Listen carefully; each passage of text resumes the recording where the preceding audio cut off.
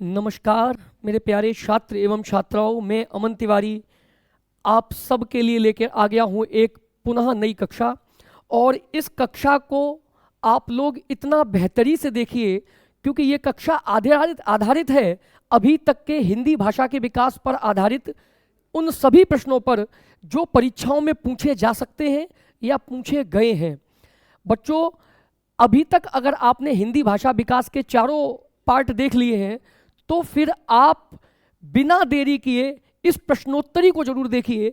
इस प्रश्नोत्तरी से आपके अंदर एक समझ विकसित हो जाएगी, आपके अंदर एक अवधारणा विकसित हो जाएगी कि जो तथ्य हमने पढ़े थे उन तथ्यों से संबंधित किस तरह के प्रश्न बन सकते हैं परीक्षा में। और आप सबका पूरी चारों कक्षाओं का यहाँ पर रिवीजन भी होने वाला है। तो आइए मैं पुनः आप सभी लोगों का स्वागत करता हूं और ये प्रश्नोत्तरी आप सभी लोग देखिए और समझिए। चलिए इस प्रश्नोत्तरी का पहला प्रश्न जो है बच्चों वो हम लोग समझ लेते हैं। इस प्रश्नोत्तरी का पहला जो प्रश्न है बच्चों वो हम लोग देखेंगे।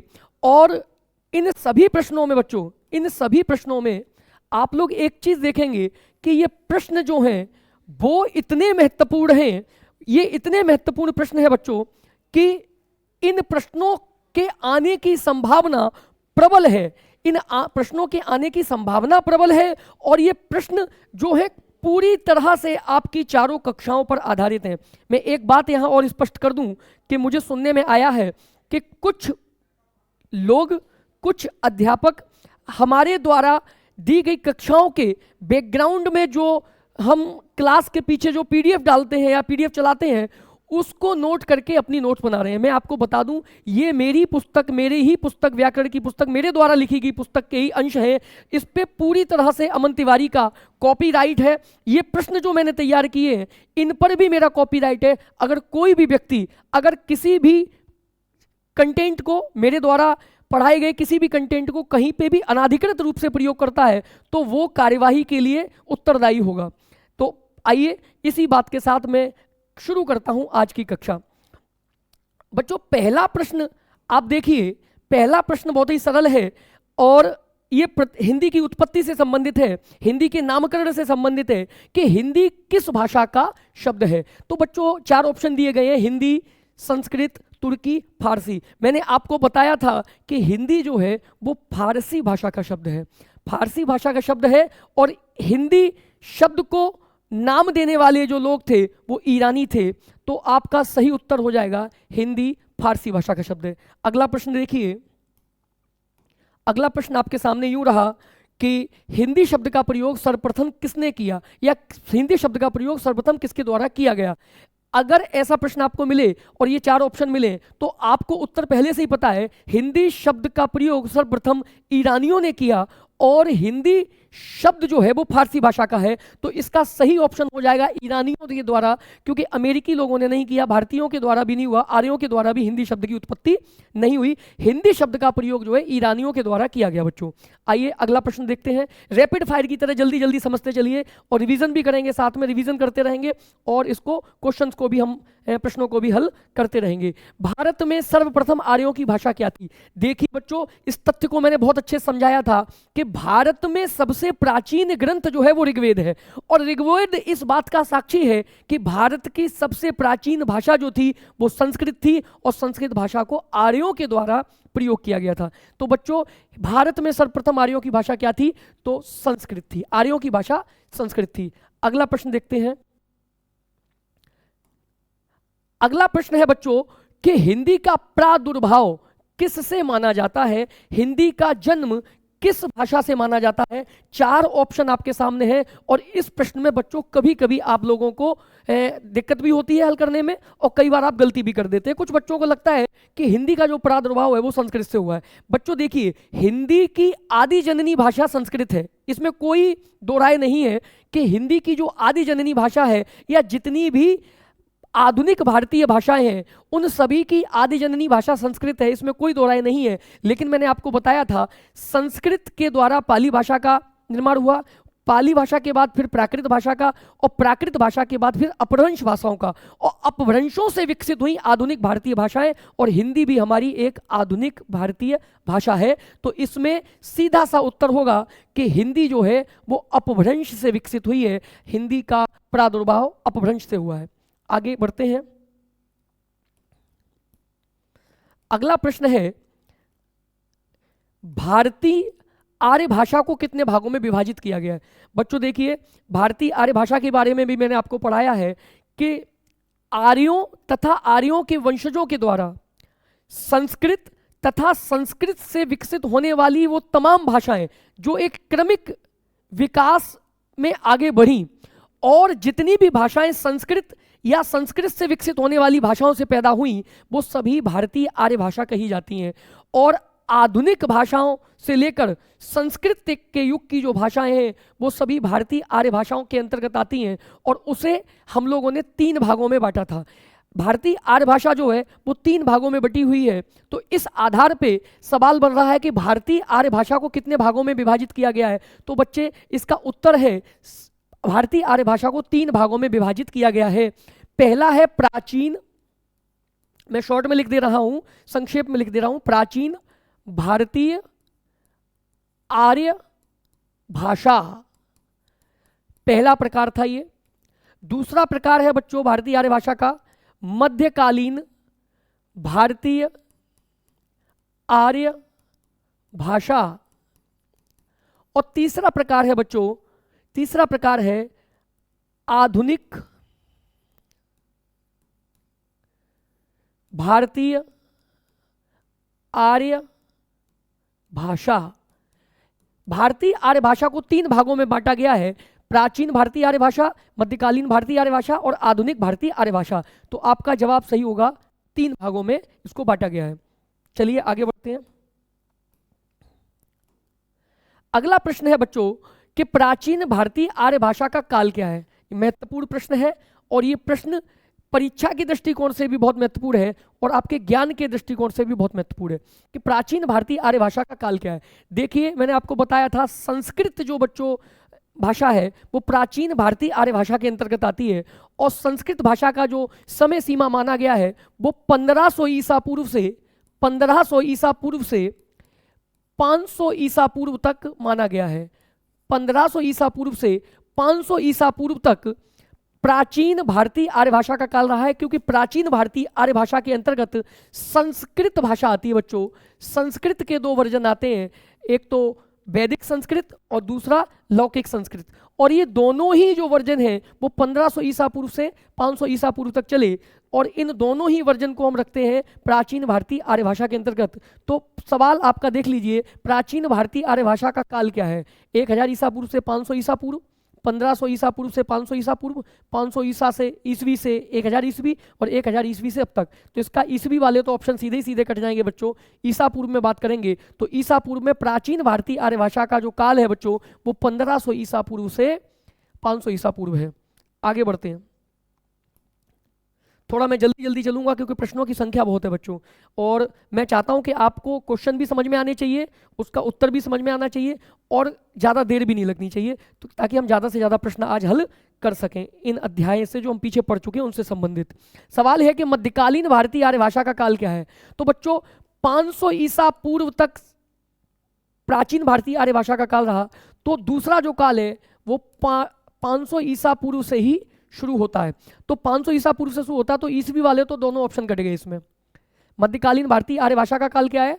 तो 500 ईसवी से 1000 ईसवी से, ये तो दोनों कट गए क्योंकि 500 ईसा पूर्व से ही शुरू होगा मध्यकाल, और वो चला है आपका 1000 ईसवी तक।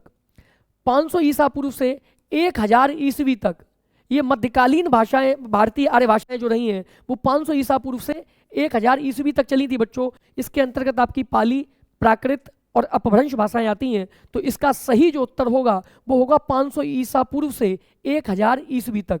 500 ईसा पूर्व से 1000 ईसवी तक, पहला ऑप्शन सही। आगे बढ़ते हैं।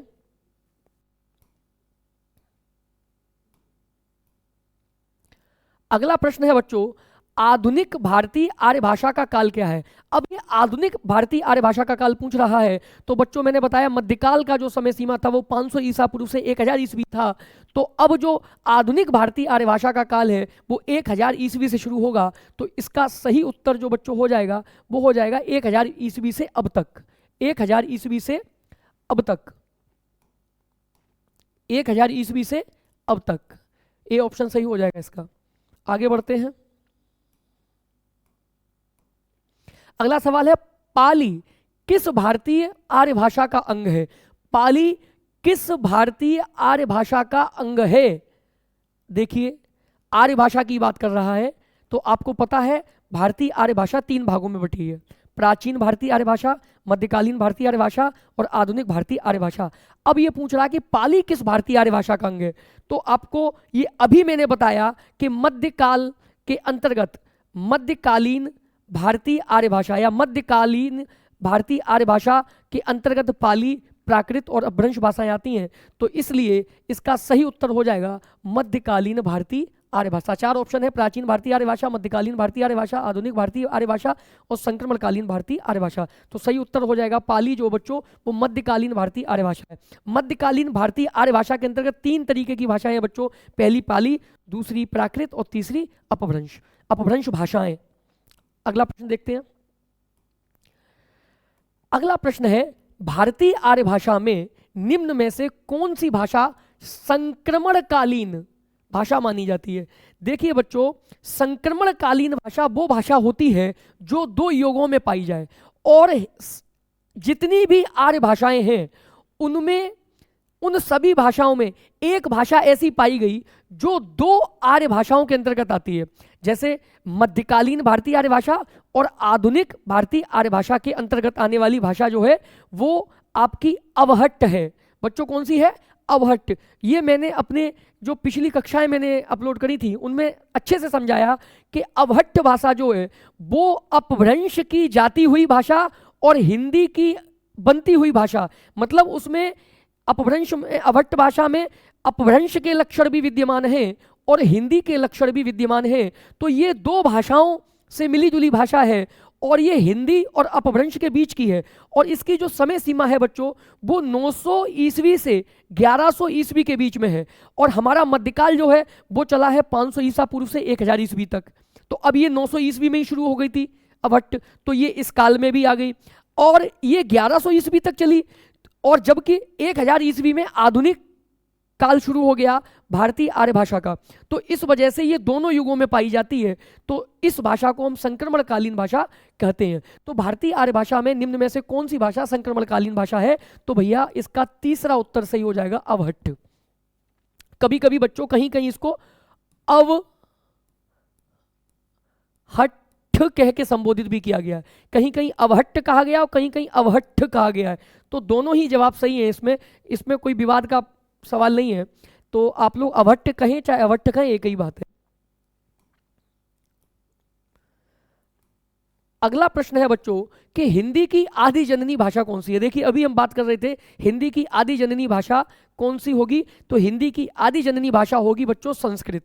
आदि जननी मतलब वो भाषा जो सबसे प्रारंभिक भाषा है, जो सबसे ज्यादा रिस्पॉन्सिबल है प्रारंभिक भाषा हिंदी के जन्म के लिए। तो अगर संस्कृत ही नहीं होती तो पाली ना होती, प्राकृत ना होती, अपभ्रंश भी नहीं होते, अपभ्रंश नहीं होते तो हिंदी भी नहीं होती। तो हिंदी के लिए सबसे ज्यादा प्रारंभिक भाषा अगर कोई जननी मानी जाएगी तो वो संस्कृत मानी जाएगी। जबकि हिंदी का जन्म किन भाषाओं से हुआ? तो अपभ्रंशों से हुआ बच्चों। तो हिंदी की आदि जननी भाषा संस्कृत है। अगला प्रश्न देखिए, अपभ्रंश का शाब्दिक अर्थ क्या होता है? बच्चों मैंने आपको बताया था अपभ्रंश का शाब्दिक अर्थ होता है नष्ट करना या नष्ट होना। तो ए ऑप्शन सही हो जाएगा। अगला ऑप्शन देखिए, अगला प्रश्न देखिए, माफी चाहूंगा, अगला प्रश्न देखिए। अब है क्या कि हिंदी के मास्टर हैं, दिन भर मैं पढ़ाता हूँ, पूरे दिन पढ़ाने के बाद जो है मैं थोड़ा सा थक जाता हूँ, थोड़ा परेशान हो जाता हूँ पढ़ा के, और शाम को ये रात में मैं ये वीडियो रिकॉर्ड करता हूँ। और आज की स्थिति तो कुछ ऐसी है कि अभी तक भोजन भी नहीं किया है और अच्छे से आराम भी नहीं मिला है। तो कुछ बोलना चाहूँगा तो कुछ निकल जाएगा, और थोड़ा मैं एक्साइटेड भी हूँ, थोड़ा उत्सुक भी हूँ, क्योंकि आज मैं प्रश्न करवा रहा हूँ आप लोगों को। तो अगर मुखार बिंदु से कोई गलती हो तो उसको अन्यथा मत लीजिएगा, उसको मेरे ज्ञान से मत जोड़िएगा, क्योंकि ये प्रश्न जो है वो मैंने बड़ी ही मेहनत से तैयार किए आप लोगों के लिए। तो आइए अगला प्रश्न देखते हैं। ये प्रश्न देखते हैं कि प्रथम प्राकृत भाषा किसे माना जाता है। बच्चों देखिए, मध्यकालीन जो भारतीय आर्य भाषा है उसको प्राकृत काल के नाम से भी जाना जाता है, प्राकृत काल या प्राकृत युग। तो प्राकृत काल कहें चाहे मध्यकालीन भारतीय आर्य भाषा कहें, एक ही बात है। अब इस प्राकृत काल को 3 भागों में बांटा गया है, प्रथम प्राकृत, द्वितीय प्राकृत और तृतीय प्राकृत। 3 प्राकृत काल माने गए हैं बच्चों, 3 प्राकृत भाषाएं मानी गई हैं, प्रथम प्राकृत भाषा, द्वितीय प्राकृत भाषा और तृतीय प्राकृत भाषाएं। तो प्रथम प्राकृत भाषा किसे माना गया है? तो प्रथम प्राकृत भाषा बच्चों माना गया पाली को, द्वितीय प्राकृत भाषा माना गया स्वयं प्राकृत भाषा को, और तृतीय प्राकृत मतलब तीसरा परिवर्तन जो माना गया वो माना गया अपभ्रंशों को, अपभ्रंश। तो बच्चों प्राकृत का मतलब परिवर्तन से भी होता है, तो इसलिए परिवर्तन का जो युग है भाषाओं का, वो बड़े पैमाने पर जो परिवर्तन हुआ है वो मध्यकालीन भारतीय आर्य भाषा के अंतर्गत हुआ है। तो इसलिए इसको 3 परिवर्तन माने गए हैं, प्रथम प्राकृत, द्वितीय प्राकृत और तृतीय प्राकृत। प्रथम प्राकृत की भाषा पाली है, द्वितीय प्राकृत की प्राकृत है और तृतीय प्राकृत की अपभ्रंश है। तो सवाल हमारा कह रहा है प्रथम प्राकृत भाषा किसे माना जाता है, तो उत्तर आपको पता लग गया होगा, पाली को माना जाता है। अगला प्रश्न देखिए, अगला प्रश्न है आधुनिक भारतीय भाषाओं का प्रादुर्भाव। आधुनिक भारतीय भाषाओं का प्रादुर्भाव किससे हुआ है? तो बच्चा सीधा सा जवाब है इसका, आधुनिक भारतीय भाषाओं का जो जन्म है वो अपभ्रंशों से हुआ है। किससे हुआ है? अपभ्रंशों से। कुछ बच्चे गलती से संस्कृत या पाली या हिंदी से टिक कर सकते हैं, लेकिन ऐसा नहीं है। संस्कृत से पाली बनी, फिर प्राकृत बनी, फिर अपभ्रंश बने, और उसके बाद अपभ्रंशों से विकसित हुई आधुनिक भारतीय भाषाएं, जिसकी चर्चा पिछली कक्षाओं में हो चुकी है। तो आधुनिक भारतीय भाषाओं का प्रादुर्भाव किससे हुआ है? तो अपभ्रंश से हुआ है। अगला प्रश्न देखते हैं बच्चों। अगला प्रश्न है किसी भाषा का वह रूप जो किसी राज्य तथा लौकिक साहित्य तक सीमित हो। अब देखिए हम लोग भाषा के रूपों पे आ गए हैं। मैंने आपको पढ़ाया था कि हिंदी भाषा के कुछ रूप हैं, जैसे उपभाषा या बोली।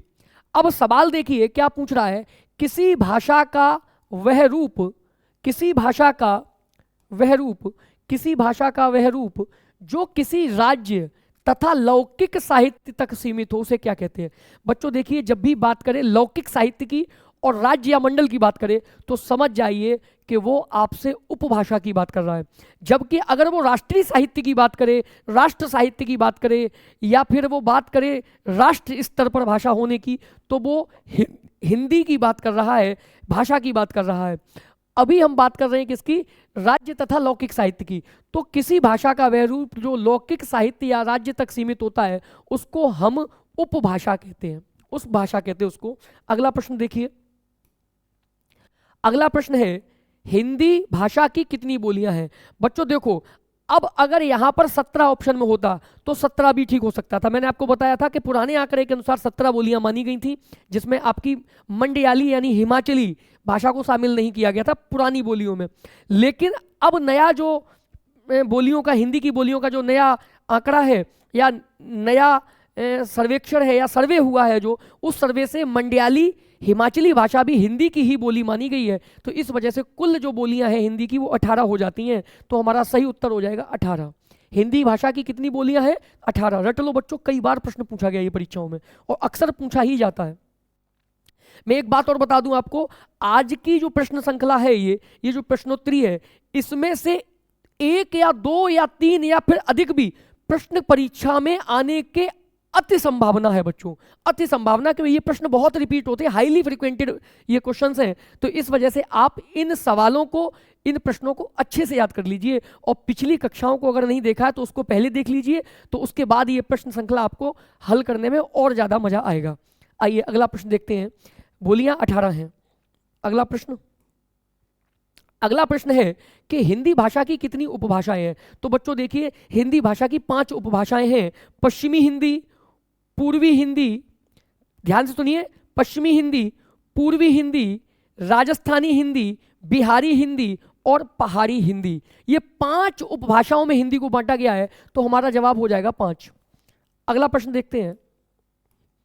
अगला प्रश्न है, किसी भाषा का वह स्थानीय रूप जिसका कोई लिखित रूप देखने को न मिलता हो। ध्यान से देखिए प्रश्न को, किसी भाषा का वह रूप या वह स्थानीय रूप, स्थानीय मतलब किसी एक खास पर्टिकुलर स्थान की बात कर रहे हैं, जिसका कोई लिखित रूप देखने को ना मिलता हो तथा जिसका अपना कोई साहित्य न हो, जो किसी स्थान की सिर्फ बोल चाल की भाषा हो, उसे क्या कहते हैं? बच्चों, वो भाषा जिसका अपना कोई साहित्य नहीं होता, अपना कोई लिटरेचर नहीं होता और जो सिर्फ बोलचाल के लिए प्रयोग की जाती है, उसको हम बोली कहते हैं। तो इसका सही उत्तर हो जाएगा बोली। और ये प्रश्न परीक्षाओं का पूछा हुआ प्रश्न है, तो इसलिए इसको अच्छे से याद कर लीजिए। दोबारा भी उम्मीद है कि ये फिर पुनः किसी परीक्षा में पूछा जाएगा। अगला प्रश्न है कि पश्चिमी हिंदी का विकास किस अपभ्रंश से हुआ? पश्चिमी हिंदी का विकास किस अपभ्रंश से? इस तरीके के प्रश्न भी बच्चों पूछ लेता है। तो आपको यह भी पता होना चाहिए कि अपभ्रंश के कितने प्रकार हैं, कौन कौन से अपभ्रंश हैं और उन अपभ्रंशों से कौन कौन सी हिंदी विकसित हुई है। हालांकि अपभ्रंश से सिर्फ हिंदी ही विकसित नहीं हुई है, और भी अन्य आधुनिक भाषाएं भी विकसित हुई हैं, लेकिन हिंदी की अगर बात करें तो मैं यहां पे थोड़ा सा समझा देता हूं। शौरसेनी से बच्चों, शौरसेनी अपभ्रंश से, ये एक भाषा है, इसको अपभ्रंश भाषा कहेंगे।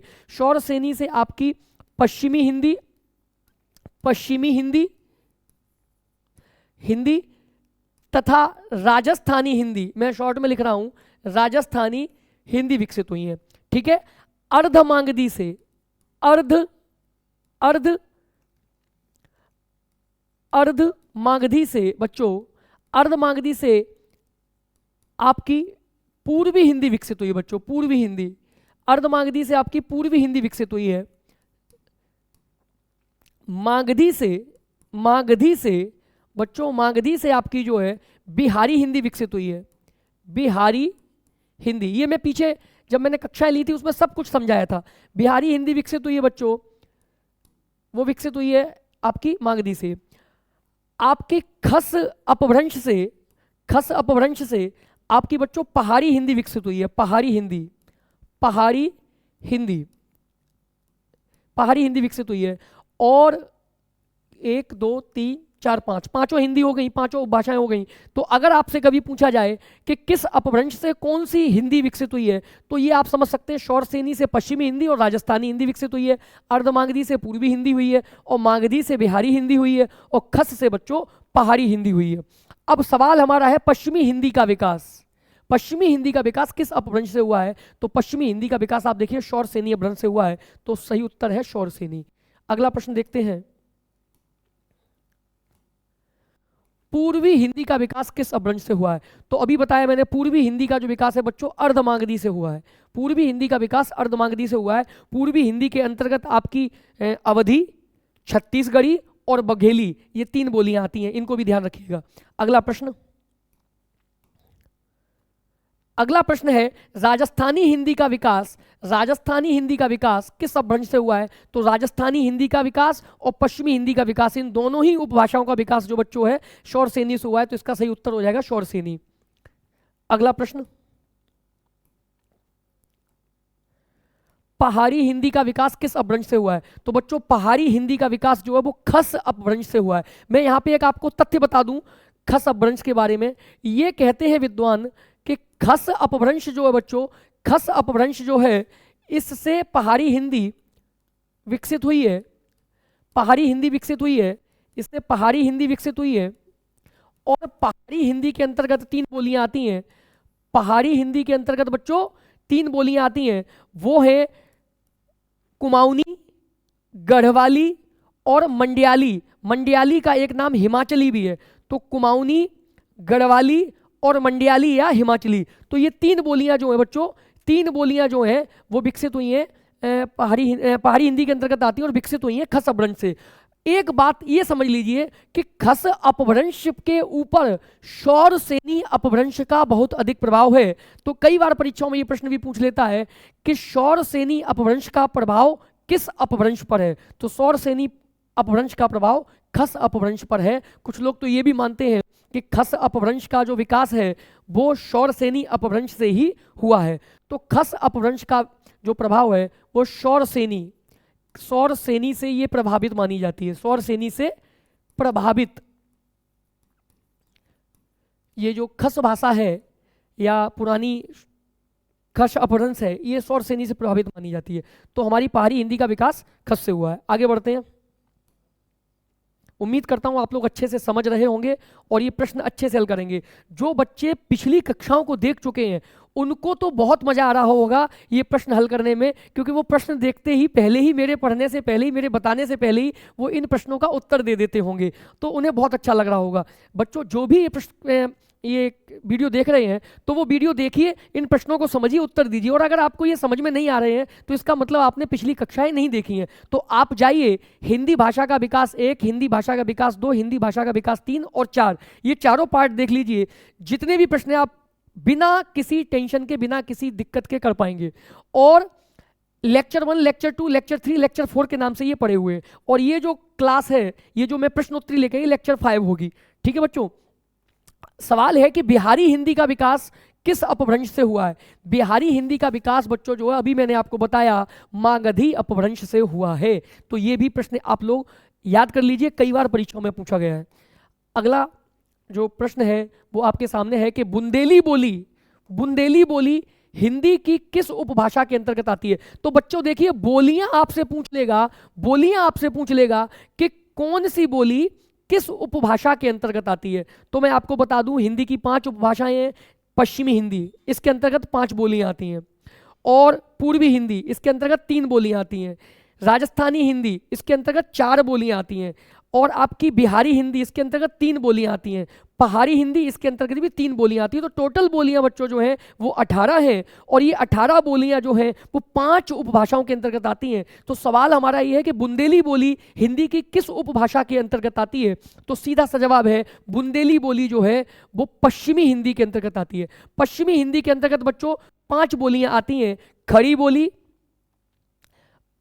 ब्रज बोली या ब्रजभाषा, कन्नौजी बोली, बुंदेली बोली और हरियाणवी, जिसे बांगरू कहते हैं, बांगरू। तो ये 5 बोलियां पश्चिमी हिंदी के अंतर्गत आती हैं। तो बुंदेली बोली जो है बच्चों वो पश्चिमी हिंदी के अंतर्गत आती है। आगे अगला प्रश्न देखते हैं। अगला प्रश्न है, हरियाणवी को किस अन्य नाम से भी जाना जाता। अभी देखिए, पिछले ही प्रश्न में मैंने अभी 1 मिनट पहले मैंने आपको बताया, हरियाणवी को, जो हिंदी की बोली है हरियाणवी, उसे किस अन्य नाम से जाना जाता है। तो उसे बच्चों बांगरू के नाम से जाना जाता है। बांगरू। देखिए यहाँ पे जो है, इनको भी समझ लीजिए। कौरवी खड़ी बोली है। कौरवी खड़ी बोली का पुराना नाम है। खड़ी बोली का नाम बच्चों कौरवी है। डुढारी या डुढारी, ये डुढारी जो है बच्चों वो जयपुरी है। जयपुरी या फिर इसको हम पूर्वी राजस्थानी के नाम से भी जानते हैं। पूर्वी राजस्थानी या फिर जयपुरी, ये डुढारी का नाम है। बांगरू आपकी हरियाणवी है। हरियाणवी जो बोली है वो बच्चों बांगरू के नाम से जानी जाती है। और मंडयाली बोली जो है वो बच्चों हिमाचली का नाम है। हिमाचली जो बोली है वो मंडयाली के नाम से जानी जाती है। तो हमारा सवाल था हरियाणवी को किस अन्य नाम से जानते हैं। तो बांगरू के नाम से जानते हैं। और इन बोलियों को भी आप समझ लीजिए, ये भी परीक्षाओं में पूछी जाती हैं कि कौरवी को किस नाम से जानते हैं, अन्य। अगला प्रश्न है, छत्तीसगढ़ी बोली हिंदी की किस उपभाषा के अंतर्गत आती है। बच्चों बड़ा प्यारा सवाल है, छत्तीसगढ़ी बोली किस उपभाषा के अंतर्गत आती है। तो बच्चों छत्तीसगढ़ी, मैं 3 बोलियां बता रहा हूं। एक तो छत्तीसगढ़ी, बघेली और अवधी। फिर से सुन लीजिए, छत्तीसगढ़ी, बघेली और अवधी, ये बच्चों आपकी पूर्वी हिंदी की बोलियां हैं, पूर्वी हिंदी के अंतर्गत आती हैं। तो आप इसको याद कर लीजिए। अगला प्रश्न है, मालवी किस राजस्थानी का नाम है। बहुत सुंदर, बड़ा प्यारा सवाल है कि मालवी किस राजस्थानी का नाम है। देखिए यहां पर एक उन्होंने बोली दे दी है, हिंदी की एक बोली दे दी है मालवी। ये हिंदी की बोली है बच्चों, मालवी। और ये राजस्थानी बोली है, राजस्थानी हिंदी की एक बोली है। अब ये दिशा के आधार पे पूछ रहा है पूर्वी राजस्थानी है या पश्चिमी राजस्थानी है, दक्षिणी राजस्थानी है, उत्तरी राजस्थानी है। तो मैंने ये चीज बहुत अच्छे से समझाई थी, लेकिन फिर भी पुनः मैं आपको एक बार बता दे रहा हूं। मान लीजिए ये नक्शा है राजस्थान का, मान लीजिए, मैं बिल्कुल हूबहू नहीं बना रहा हूं, केवल माना की के संदर्भ में बना रहा हूं, माना की कह के बना रहा हूं। अब ये दिशा सूचक है, इधर है पूरब, ये है पश्चिम, इधर है पश्चिम, और ऊपर है उत्तर, नीचे है दक्षिण। बच्चों पूरब में राजस्थान की राजधानी जयपुर बसी है, जयपुर। पश्चिम में एक नगर है जिसका नाम है मारवाड़, मारवाड़, मारवाड़। उत्तर में एक नगर है जिसका नाम है मेवात, ये उत्तर में एक नगर है मेवात। और दक्षिण में बच्चों स्थित है मालवा, मालवा, दक्षिण में स्थित है मालवा, मालवा। ये कुछ शहर हैं राजस्थान के, इनको आप याद कर लीजिए। और इन्हीं शहरों के आधार पर राजस्थान की बोलियों के नाम हैं। अब सवाल देखिए, मालवी किस राजस्थानी का नाम है? मालवी। तो मालवा में ही तो बोली जाती होगी ना मालवी। भाई मेवात में तो मेवाती बोली जाती है, जयपुर में जयपुरी बोली जाती है, और मारवाड़ में मारवाड़ी बोली जाती है, मालवा में बोली जाती है मालवी। तो मालवी किस राजस्थानी का नाम है? आप खुद देखिए किस दिशा में है मालवा, दक्षिण में, तो दक्षिणी राजस्थानी। और आप अन्य राजस्थानी बोलियों को भी अच्छे से याद कर सकते हैं कि पूर्वी राजस्थानी जयपुरी, पश्चिमी राजस्थानी मारवाड़ी, उत्तरी राजस्थानी मेवाती, और दक्षिणी राजस्थानी मालवी। तो ये राजस्थानी बोलियों का कई बार नाम पूछ लेता है, तो इसको भी आप लोग अच्छे से समझ लीजिए और याद करिए। अगला प्रश्न देखते हैं।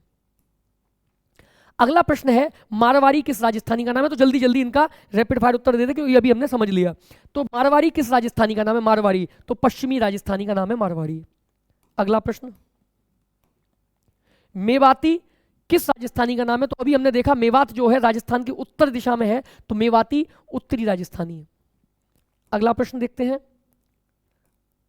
डुढाणी, डुढाणी या जयपुरी, डुढारी या जयपुरी किस राजस्थानी का नाम है? तो बच्चों मैंने आपको बताया कि जयपुर जो है वो राजस्थान के पूर्व दिशा में पड़ता है, पूर्व में पड़ता है, तो इसलिए पूर्वी राजस्थानी। डुढारी या जयपुरी किस राजस्थानी का नाम है? तो पूर्वी राजस्थानी का नाम है। अगला प्रश्न देखते हैं। अगला प्रश्न है बच्चों, मैथिली हिंदी की किस उपभाषा के अंतर्गत आती है? मैथिली, मैथिली हिंदी की किस उपभाषा के अंतर्गत आती है? तो बच्चों देखिए ये बिहारी हिंदी के अंतर्गत आती है। और बिहारी हिंदी के अंतर्गत बच्चों तीन बोलियां आती हैं हिंदी की।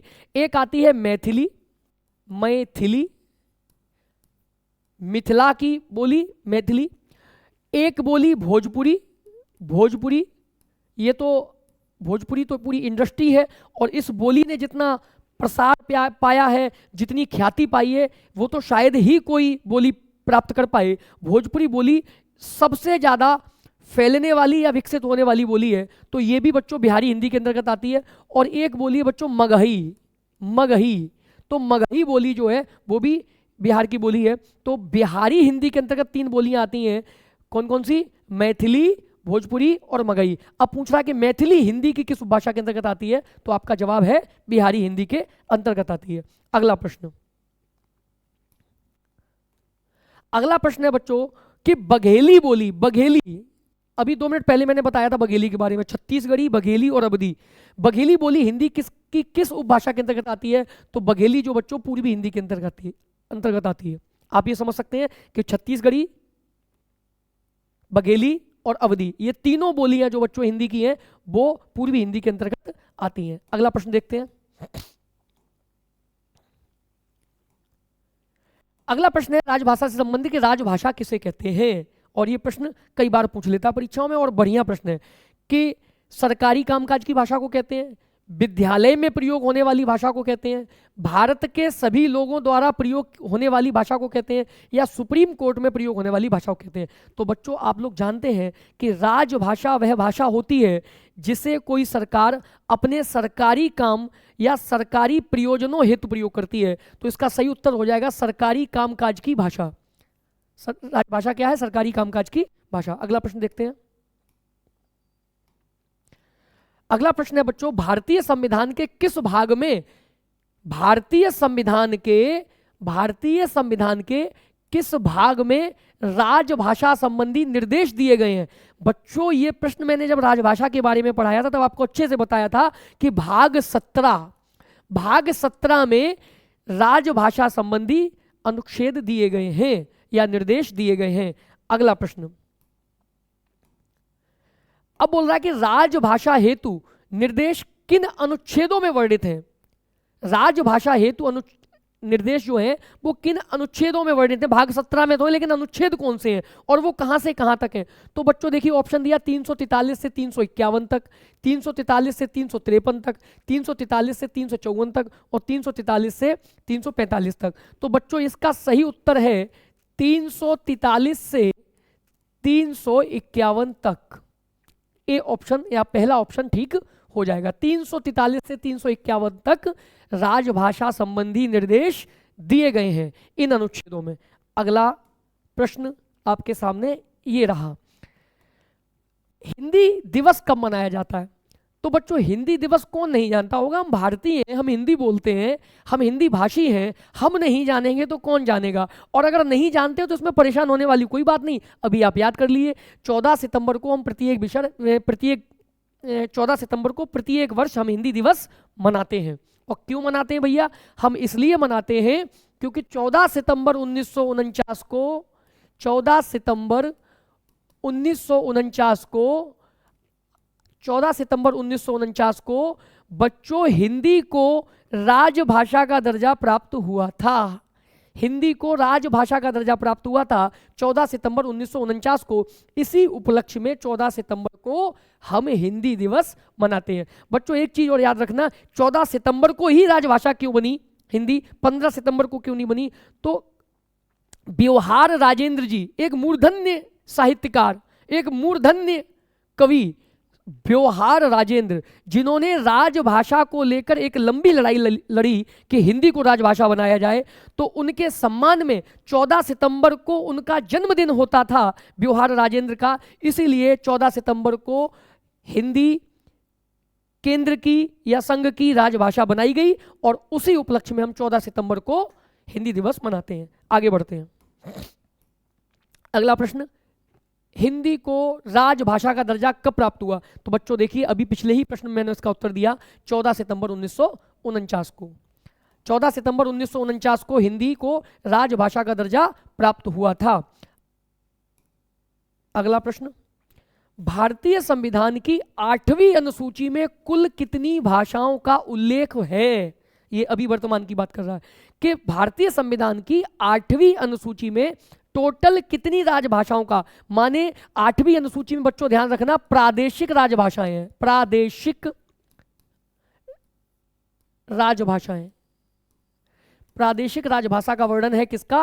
प्रादेशिक राजभाषा का। जो प्रादेशिक राजभाषाएं हैं बच्चों, जो प्रादेशिक राजभाषाएं हैं वो संविधान की 8वीं अनुसूची में वर्णित हैं। और मैं आपको बता दूं कि प्रारंभिक तौर पर इसमें या संविधान के निर्माण के समय इसमें 14 राजभाषाएं थीं। फिर 15वीं भाषा सिंधी बनी। 15वीं भाषा माने एक भाषा और जोड़ी गई, कब? एक भाषा जोड़ी गई सिंधी। फिर 3 भाषाएं और जोड़ी गई, कोंकणी, मणिपुरी और नेपाली। और फिर उसके बाद 4 भाषाएं और जोड़ी गई, वो जोड़ी गई बोडो, डोगरी, मैथिली और संथाली। तो ये टोटल भाषाएं जो वर्तमान समय में हैं वो 14 और 1 15, 15 4 19 और 19 3 22। तो 22 राजभाषाएं टोटल वर्तमान समय में भारतीय संविधान की 8वीं अनुसूची में वर्णित है। बच्चों मुझे उम्मीद है कि आप लोगों को बहुत अच्छा समझ में आ रहा होगा। अगर अच्छा समझ में आ रहा है तो जल्दी से चलते चलते क्वेश्चन देखते देखते लाइक वाला बटन दबा दो और थोड़ी सी स्माइल कर दो।